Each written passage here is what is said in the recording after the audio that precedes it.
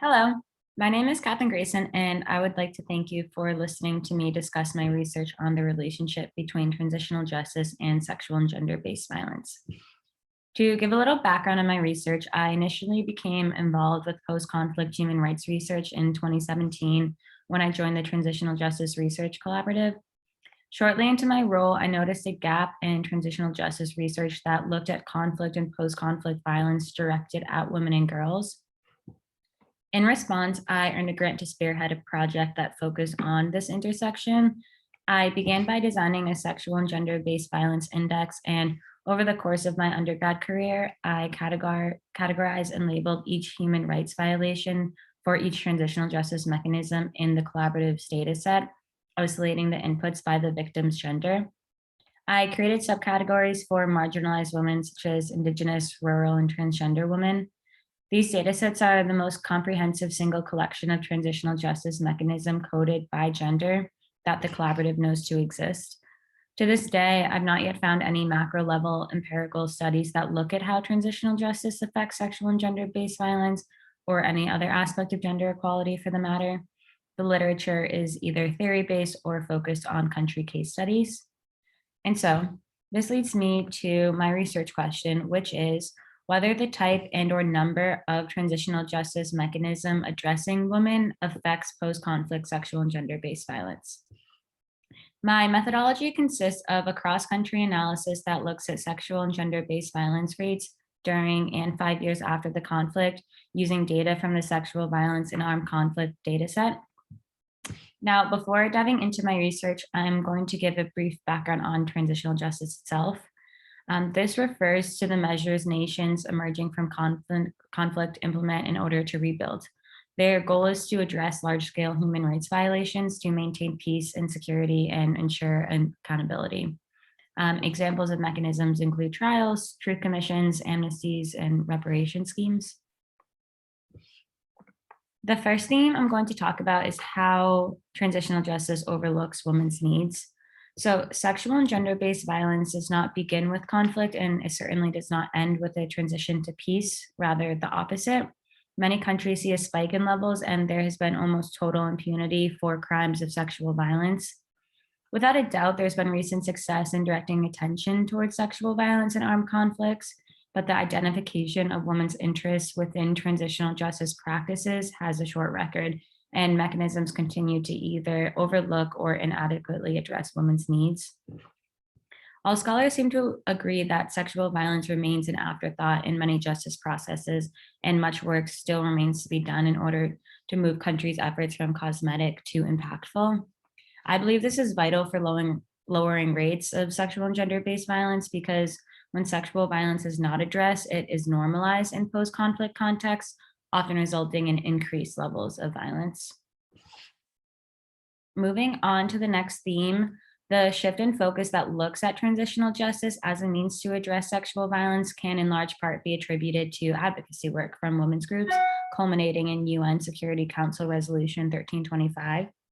This attention is only rising, with scholars now putting the focus towards effective implementation. The hope is that incorporating sexual and gender-based violence into transitional justice will help to eliminate sexual violence as a weapon of war, break stigmas, and contribute to a better understanding of a wider array of gender inequalities. I think this quote provides a nice summary of the topics I've discussed so far.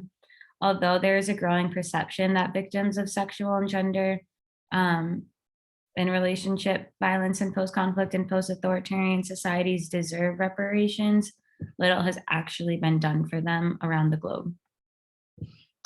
The last theme I'm going to discuss is looking at how transitional justice can improve women's lives. Starting with trials, I found little evidence in my literature review of their ability to successfully aid women post-conflict. The main argument here is that in post-conflict settings, the legal system is often weak. The lack of capacity and shortage of political will makes it difficult to strengthen national legal systems, leading to impunity and the normalization of sexual and gender-based violence. Survivors are less likely to pursue claims if they believe the judges won't do anything about them. And on top of this, sexual violence stigmas prevent victims from mobilizing. And like Daniela Kravitz writes, impunity for sexual violence reverberates in homes and on the streets, and contributes to these crimes being viewed as less serious. Trials being perpetrator focused also means that confidentiality is difficult to safeguard. However, scholars have also shown that criminal trials remain a key demand of victims, and arresting perpetrators does lead to less violence. If a transitional justice approach includes trials, the justice system must become more accessible to women, for example, with legal aid and social protections. This leads me to the hypothesis that countries with relatively higher numbers of trials addressing women's victims will be associated with an increase in post-conflict sexual and gender-based violence committed by armed actors.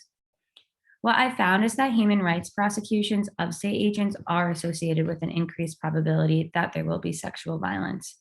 And after narrowing my focus to look at post-conflict human rights prosecutions of state agents focused specifically on sexual violence, I found that more sexual violence prosecutions are still associated with an increased probability that there will be sexual violence.